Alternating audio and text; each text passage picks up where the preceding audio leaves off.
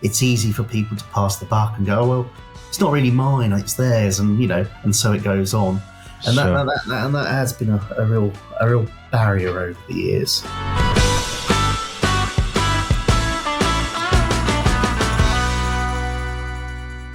Well, hello, everybody. I'm Rob Lyon, and this is a spotlight session on the Content in Business podcast. Today, I'm with Adrian McConnell, the Chief Executive of the CO Research Trust. Adrian, welcome to the show. And yeah, I guess first and foremost, tell us about the CO Research Trust. Yeah, hi, Rob. Well, thanks for inviting me to take part in this. So the CO Research Trust, we're the UK's, I guess, principal carbon monoxide research charity. And by principal, I mean only, because we're pretty niche. So we've been going about 20 years. I've been at the helm for the last 13 years or so. And where we came from what was Corgi, the predecessor to Gas Safe Register, when Capital won the contract to run the Gas Safe Register. There was a pot of money that was set aside for doing awareness-related activities. They formed a charity to administer that money, and Corgi didn't want. Gas Safe Register didn't want the branding, the Corgi brand. So we licensed out the Corgi brand to a couple of trusted companies and organisations. That gives us our income, and since then we've invested that money and grown that money. And we've gone from there. When I joined, we did a whole range of different things. We funded awareness campaigns, educational campaigns. We supported all sorts of initiatives, a little bit of research. But what we noticed was that there are loads of organisations that are doing different awareness campaigns. I mean, you know yourself from the things that you've been involved in. It's quite a crowded field, and there's lots of people jostling for space to try and get their particular angle or message across. And we realised that there isn't really, or there wasn't anybody who was focused on getting that underpinning evidence and data. When I first joined, I'd go to a lot of meetings at the all-party parliamentary carbon monoxide group and other industry meetings, and everybody would say, well, there are probably 25 to 30 carbon monoxide fatalities per year, but we know the number's much higher. And there was always this sort of element of guesswork or guesstimation, and the numbers that we kind of rely on are extrapolated from quite small numbers.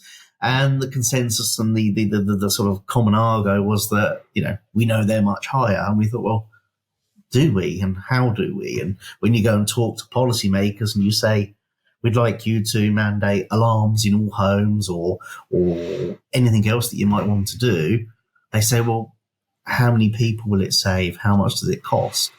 It's very transactional. And if you don't have that evidence, then you're pushing at a closed door. So we swam for clear blue water, I suppose, and we decided that that's what we would do. We would focus solely on providing the data and evidence to underpin other people's campaigns, to improve awareness amongst healthcare professionals, and to try and make it all a bit more rigorous. So that's what we've done over the last 10 years. We make everything that, we fund freely available for anybody to use. Sure. And, it's been like wading through treacle sometimes, but we are making progress now. We are starting to see the fruits of some of that labour. And, a lot of research has quite a long tail. You agree to fund it, and it takes a year or two to get started, runs for a couple of years, they write up, and then once it's out in the world, it takes a while for it to kind of start to percolate and bubble through in other people's work. But we're starting to see that now. And about 3 years ago, we rebranded. We were the Gas Safety Trust for many years. And it always made it very confusing when you went and knocked on the door of clinicians or healthcare professionals, because they would wonder why this seemingly industry body was coming to talk about funding research. And actually, we're much more kind of healthcare focused, public health focused. So rebranding to the Carbon Monoxide Research Trust, it's exactly what it says on the tin. It's much more descriptive. And we've had a much better sort of reception off the back of that. No, that's well. Here you go. Thank you. What a detailed synopsis of what you guys do. I think it's really interesting what you said about being data driven. I mean, I've worked in the safety product, if you like, industry for a long time, from both smoke alarm sectors and carbon monoxide sectors, and the big successes that came from the smoke alarm side of my work years and years ago was based on the data of how many people would die in house fires and how the cost of a house fire to the economy, and that's would justify the big budget fire kills campaigns that were. So I think the work that you're doing is imperative to give people actual data, so that they can hopefully justify policy change campaigns on hard data. Because I've worked in this sector for a long time myself, and the frustration of those numbers of 20 to 30, we think it's worse than it is. It's so frustrating. If there could be so much more done, if the scale of the problem was as visible as I know it probably is. So that research is brilliant. Thank you. Yeah. So what if you've been obviously in this a long time. You've sort of touched on it, but how does is the journey to get to this point being what you expected it to be? Not really. I mean, on a sort of from a personal perspective, this isn't where I ever imagined being. But don't we all say that? It's quite common. It's funny because I come from a family of gas engineers. Right. My dad was a British gas engineer. Both of his brothers were gas engineers. My brother is a gas engineer. My cousin is a gas engineer. And I was this slightly odd anomaly, really, that when I got to 18, I went and did politics and philosophy at university. Completely different. I thought, I don't want to work in the gas industry, because it felt a bit like family business, because all of my family were sort of plumbers and gasmen. And I came out of university and took a little while to find what I was going to do with myself, and ended up working for an MEP for a couple of years. And I worked for a MP in Parliament for a couple of years. And then when I came out at the 2010 general election, he lost his seat. I didn't really know what to do, and I applied for some jobs, and I ended up running the all-party parliamentary gas safety group. And here you are. So it kind of feels like you can't escape your destiny, that, it's a sort of family thing, and it was sort of almost preordained. This is where I was going to end up. So that's kind of my journey in. And I reconvened the gas safety group after the 2010 election. And through that, I met a number of the sort of industry luminaries that you and I know, Chris Bilby, Lee Greenham, and others, Izzy Myers.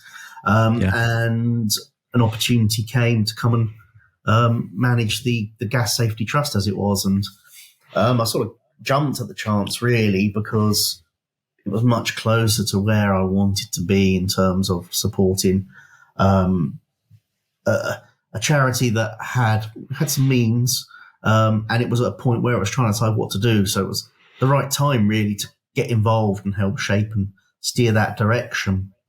And we've had a long journey to get to where we are. Obviously, we were fairly well established when I became involved. We've been involved for been going for 7 or 8 years, and there was a little bit of sort of, I guess, management, to convince the board that this was the right direction to go in. And once we started to fund things, it became clear this was a good idea. And we've been hosted and looked after by various trade associations and organisations. About 4 years ago, just before COVID, we went out alone and we set up on our own, sort of not hosted within a bigger organisation. And that presented challenges, because we'd sort of relied on people, other organisations, procedures and policies and infrastructure. So we sort of started from ground zero, and we've taken that time to build the team. I think it has been a long journey. It's been a really, really, really great learning experience and a developmental experience for me over the last 4 years.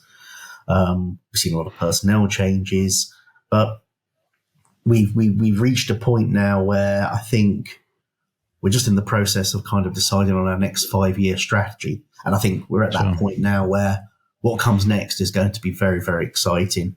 and very fully formed and thought through, and sort of standing on the shoulders of other things that are going on.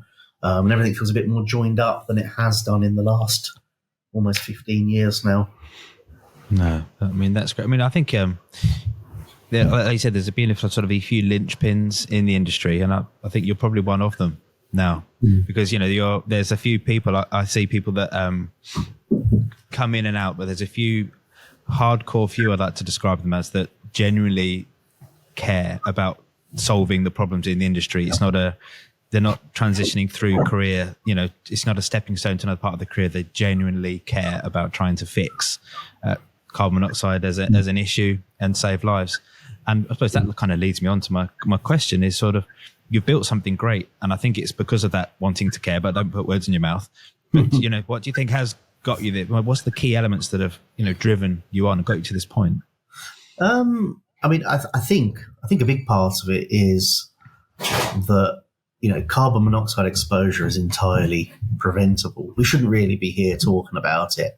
I should be doing something else, really, because, if things are done right, then you can almost mitigate, and, apart from proper accidents, you can mitigate against a lot of the fatalities. One of the things that I became increasingly interested in are the low level exposure, because, it doesn't, carbon monoxide doesn't necessarily kill you, but you can be exposed for long periods of time at low levels. And it strikes me that we don't really know much about that. And a lot of the research that we've funded over the last few years has looked at what does low level carbon monoxide exposure do? What does it do to vulnerable groups? What does it do to older people? Does it have, a role in exacerbating dementia or dementias? Does it have, does it mirror the symptoms of dementia and are people being misdiagnosed? At the other end of the, what should we call it, the life cycle, you've got, unborn children, pregnant women, small children. And we know that, that an unborn child experiences carbon monoxide exposure of, a factor of something like 6 or 7 times that of the mother. So lots and lots of carboxyhemoglobin hitting the developing child. And some of the little pilots that we're running were seeing carbon monoxide causes significant, congenital heart defects, thickening of the heart wall and other things. So we're looking at those things. And in a way, that's the thing that's kind of got the bit between my teeth, is that we haven't really got to an understanding. And this is an area with lots and lots of room for research. And, whilst we might see a transition in the way that we heat and cook in our homes, the electrification of all that, and maybe the use of, hydrogen, or, maybe in the homes. I mean, there's lots of arguments about that, which probably we don't want to get into here now. But, I think those low levels will remain in some way, shape or form. And we need to understand that, really, because it's not just about, most people think, well, carbon monoxide, it poisons you, it causes hypoxia. So, it reduces the amount of oxygen in the blood. But what you're seeing is lots and lots of things. It changes the way that the cell behaves. And I can't pretend to sort of understand this completely. I'm not a scientist or a biologist. I often feel that I go into these things and, I'm in this room full of smart people and I'm the dumbest person in the room, but my job is to kind of corral them or herd them in one way. But that's been a wonderful experience to be able to learn that. So, I always feel like I'm learning something new. I'm curious about the science, and I'm slowly getting to grips. He says 15 years in, but, it's very, very complex and you have to have all that prior knowledge.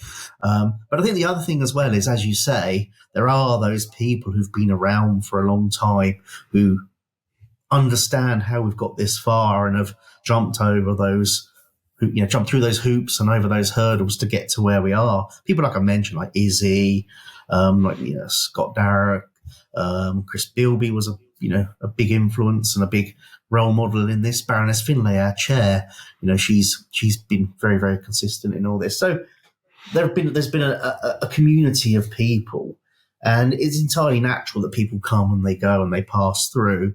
But I think there is a group of people who've come and stayed, and people like Stephanie Trotter as well, who, who has been, a critical friend to the industry, certainly been a critical friend to me, and sort of kept us all in line. And I think she's been doing this for 30 years. And understandably, like me, she feels this is something that is resolvable, but it still hasn't been. And there is that sense of frustration. And, that's why we keep going. And, I think I'm probably, made a little Stockholm syndrome. I'm here now and I don't know that anyone else would have me. Maybe. Yeah, maybe. I suppose. So what do you, I can probably predict the answer because, when things are based on research, there's always an end goal of fixing the thing. But what is the vision and the dream for the trust, you think, or, like the ultimate goal? Yeah. I think the big one is zero deaths. That's the end goal. And I think that is achievable apart from those incidents and accidents that happen outside of human control. And there'll always be something that could go wrong that is outside of our purview or our control. But I think understanding the low levels, understanding what effect they might have on the unborn child's development in terms of lifelong learning, educational outcomes, health outcomes. I think understanding the effects of those low levels in terms of comorbidities. Do they exacerbate or create other conditions? So if you have an underlying heart condition, does carbon monoxide exposure make you more likely to have a heart attack or some other kind of, incident that may make you ill or kill you? And just, I think quantifying how many people are being exposed, Chris Bilby used to talk about the iceberg, and he used to talk about the fatalities at the apex, and then there are the injuries. So the people who go to hospital and are admitted, and then there are people who go to the hospital, are treated and sent home, and then underneath that, all the ones that we don't know about below the water, the people who are exposed but they don't realise it, or they're exposed, realise it but don't know anything about it. And that's the bit that we need to understand, really, what is underneath the water. And then you're going to get to the true cost and impact of this. And that's when I think people will start to listen. Once the numbers are compelling enough that, people go, gosh, we actually do need to do something about this, because it's not, a guesstimate of 20 or 30 people. It's big numbers. That's when policymakers will listen. And what do you sort of see as the biggest challenge getting to that vision? Obviously we've been in it a long time. You're making great waves. What's the biggest challenge of realizing that? I think despite being around for as long as I have, and others around me have been around much longer, we're still at a relatively early stage. We want to remove the risk. There's also the issue of, people need to be able to prove that they've been poisoned. So, you have to test. I know that Stephanie often says, the Lord Kelvin said, to test is to know. And so getting engineers to test for CO to prove that an appliance is spilling carbon monoxide, or somebody is being poisoned, knowing the source and knowing how they've been poisoned for how long. All that stuff is great in terms of treatment, in terms of getting help and support to recover from that. But there's just so much to do, really. We're limited in the way that we diagnose, because carboxyhemoglobin, if you're poisoned, it takes you 40 minutes to get tested, to go to the doctors to get tested. By then, the carbon monoxide is gone, so you have a lower reading, so they might not realise you've been poisoned and send you back home. So, we're sort of trying to count with a sort of broken abacus, and until you get the right equipment to count, to actually spot all of them and capture all the incidents, you're not really going to get to the true number. So we have a long way to go. And if you accept that people are being poisoned, it was still pretty early stages in terms of how we treat carbon monoxide. So, we whenever I talk to people outside of work about what I do, I always feel, well, what we're doing is rather niche and, pretty specialist, and we're a small world. But actually, when you do start to talk it through like this, you think, well, actually, it touches on so many areas, and it has this interface. If you look at the government departments that have a little bit of responsibility for it, that's one of the challenges, that it doesn't really fall in the lap of any one organisation or any one government department. So it's easy for people to pass the buck and go, oh, well, it's not really mine, it's theirs, and and so it goes on, and Sure. that has been a real barrier over the years. I suppose one thing I always find interesting is, obviously, I know a lot about yourselves. I know lots about the industry. There's various different campaigns and the like. How do you sort of market the trust so that people know about you and the work that you're doing, and maybe support you on the journey? Yeah. So I'm very, very lucky to be supported by a team of women who all come from a communications and marketing background, and they absolutely run the show in that regard, really, and I'm very glad that they do, because it's not my background at all. But our website is the centre of everything that we do. Sure. This has sort of shop window.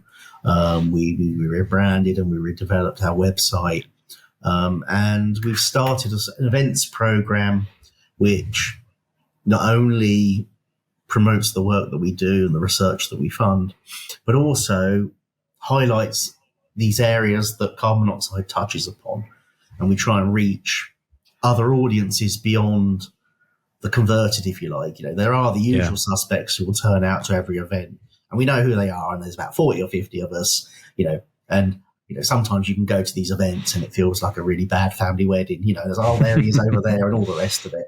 But sure, we try and hold these lectures online, which we do monthly over the winter. We hold round tables and workshops where we try and look at a different issue. It might be fuel poverty, it might be the effect on the brain, it might be something to do with older people. And what we then do is we can bring in a wider audience. And that's kind of critical, really, because when you're talking to other people, you almost need to piggyback on a bigger issue so that they realise this is important, Sure. And you get that extra traction. And also, you get that associative benefit. Quite often you partner with people who are seen as credible in that area, so you get a little bit of their sheen and their credibility. Yeah, sure. And people take you seriously. And yourself, these things are an uphill struggle. People don't think about their boiler going wrong until it goes wrong. It's just a white box in the corner. So getting people to think about that is difficult. And it's the same thing with carbon monoxide, really. People don't want to think about things going wrong, do they? No, absolutely. I mean, as far as I've been critical historically of, the industry's been quite good at communicating to the industry about the problem and not talking to that wider audience. And I think I see that as the biggest challenge, which I've worked so hard for, is to make sure that we're, even without the research, we can give the basic advice to people to avoid those incidents, as you said, rather than the low level piece. I think is critical. It's something I'm definitely going to be looking at this year to make sure we cover those low level pieces. Indoor air quality, full stop, as an issue, is something that needs to be addressed.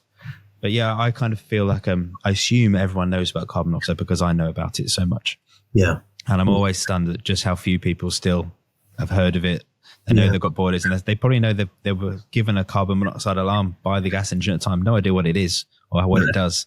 The biggest, I said a long time ago, I did a whole full suite of videos purely about understanding the sounds of your carbon monoxide alarm. Okay. And to date, that they still have the highest views of anything I've ever produced. Because people understand, what is that white box and why is it beeping at me?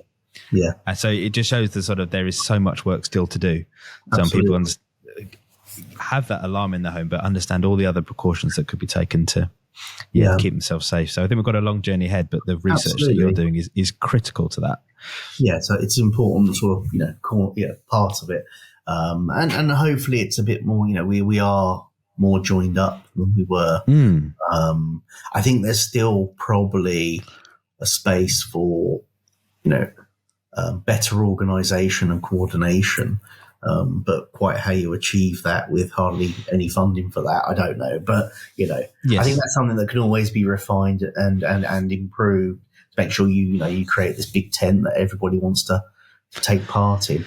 I think that would be one of the holy grails in terms of the vision is you've really got complete ownership of the research part, which I think is critical. No one has that role from a communications perspective, really. There's still lots of, as you stated at the beginning, lots of individuals, all with the best intentions, but the power would be so much greater if they were one united force, if you like. So maybe that's part of the vision, and maybe the research can help us get there.